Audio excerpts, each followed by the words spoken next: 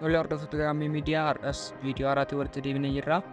Viidiyoo keenya har'aa keessatti immoo akkamittiin Chatgpt keessatti fayyadamuu dandeenya. Kana malees Chatgpt barattootaaf haala gaariin qindaa'e kan akkamittiin access gochuu dandeenya jennee ilaalla jechuudha. Akkuma beektan Chatgpt Ethiopia keessatti hin hojjetu. Kana jechuun lakkoofsa bilbilaa biyya alaa isin barbaachisa akkasumas connection biyya alaa isin barbaachisa jechuudha. Nuyi garuu waan hunda kana malee Gmail keenya fayyadamuudhaaf Chatgpt barattootaaf qofaatti qindaa'e kana akkamittiin access gochuu dandeenya kan jedhu wal faana ilaallachuudha. Amma xumura viidiyoo keenyatti kana tura. Viidiyoo keenya like share gochuun dagatina. Kanaaf nu faana tura.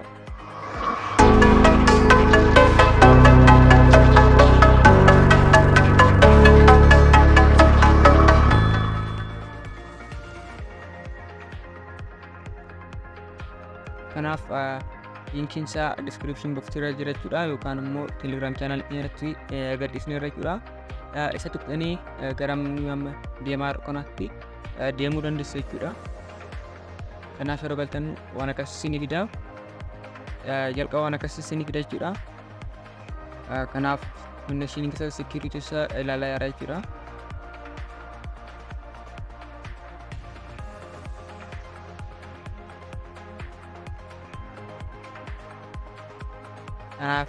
Xinnoo turuu danda'a. Kanaan keessan akka argattan bakka kanatti tik kan godhu isinii fida. Kana booddee isin manual gochuu dandeessu kan automatically isaaf gochuu danda'a. Kanaaf amma tik godhutti eegna jechuudha. Amma akka argattan kanaaf websaayitichi kanadha jechuudha.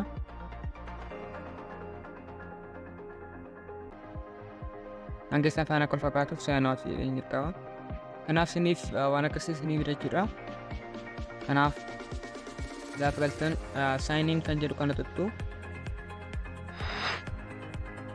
Sana booddee Gmail jira website jechuudha. Ani device kanarraa tokko qofa waan qabuuf isuman sign in godha jechuudha. Kanaaf akka argattan naabanii jira jechuudha. Kanaaf Chatgpt kana waan barbaaddan gaafachuu dandeessu. Akka barbaaddanitti isinii deebisa jechuudha.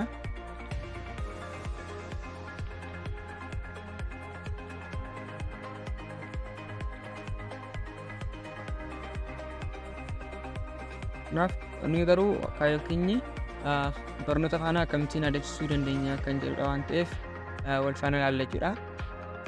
Kanaaf bakka kanatti national exam kan jedhu jira. Barattoonni kutaa 12ffaa bakka kana dhuftanii egzaamiiwwan baayoloojii, keemistirii, ji'oogiraafii, maatsii, fiiziksii yeroo isaaniitiin tokko tokkoon hojjechuu dandeessu jechuudha. Akkuma argattan tokko isaa yeroo filattan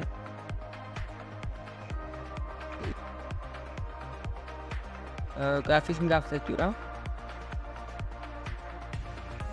Akkuma argitan tokko isaa yeroo filattan gaaffii isin gaafata jechuudha. Gaaffii kanas deebistan yoo deebishin keessa sirrii ta'e sirriidhaaf ni jedha. Yoo sirrii ta'e sirrii miti jedhee isin ibsa jechuudha. Akkuma argattan ibsa gahaa laafeera. Kana malees gaaffii na gaafatee jira jechuudha.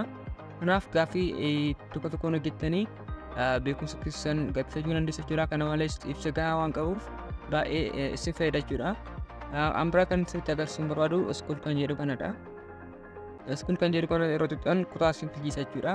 Kanaaf kutaa keessa filattanii galtu.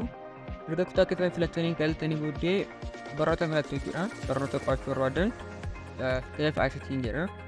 Kana booddee barnoota isin filattan sana keessatti waan barbaaddan yoo qabattan akkaataa kitaaba sanarra jiruun isinii deebisaa jechuudha. Fakkeenyaaf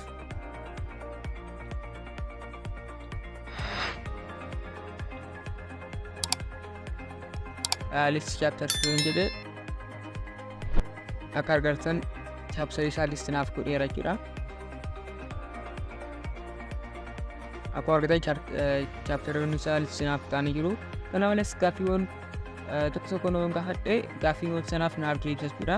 Kanaaf barattoonni kana bifa addaatiin itti fayyadamuu dandeessu jechuudha. Kana malees immoo warreen narsingii CSS fudhatan bakka kanattiin of qoruu dandeessu jechuudha. Baay'ee isin fayyada.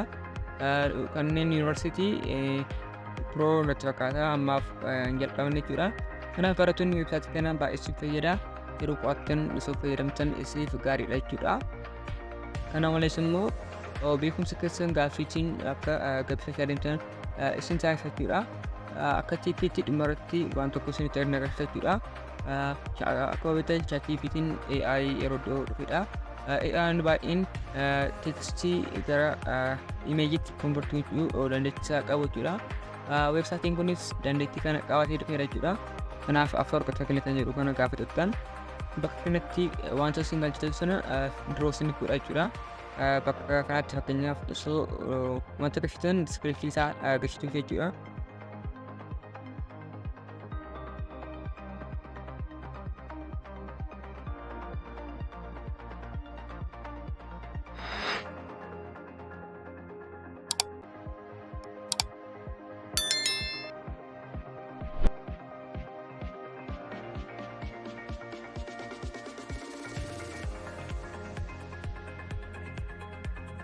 Kanaaf ani baay'ee diskiriptiin isaan galchine isin suuraa waalchiinsaa guddaa ta'e yoo argachuu barbaaddan yookaan akka barbaadanitti yoo argachuu barbaaddan waa'ee isaa baay'ee ibsitan gaariidha.